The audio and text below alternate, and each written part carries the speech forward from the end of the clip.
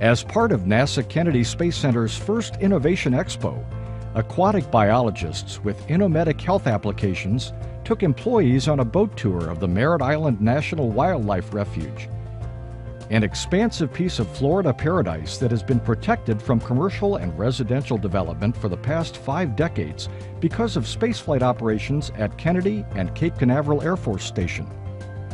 The island's nooks and crannies have become a sanctuary for more than 1,500 species of plants and animals. From more of a regional standpoint, we have over 70% of the wetlands. We have one of the largest expanses of seagrass beds in the area, and this is important to other animals outside the KSC gates, basically, because these are high quality habitats. Biologists are able to track the movements and survival rates of sport fish, sharks, and protected sea turtles with the Florida Atlantic Coast Telemetry Array. The strategically placed constellation of sensors tracks tagged animals as they move through Kennedy and the rest of the Indian River Lagoon, sending data back to various government agencies and universities. They've even detected other researchers' animals from as far north as Connecticut and New York. The technology is sort of expensive, and so by teaming up with some of these other groups, we're able to only provide a fairly small percentage of the infrastructure, but we're able to answer some pretty important questions.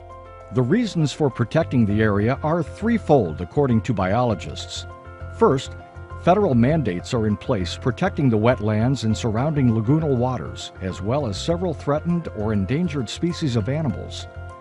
Second, through stewardship, the space agency is working diligently to execute its mission without compromising our planet's resources. And third, there is a substantial role that the ecological health of Kennedy's wildlands and the refuge play in our economy. The economic value of the Indian River Lagoon was estimated at like $3.7 billion with a B every year. Fisheries alone is worth $330 million a year to the region in terms of benefit. That's got to be hundreds of jobs, directly or indirectly. And by preserving the habitat and the wildlife in a fairly healthy state, we preserve that economic benefit as well.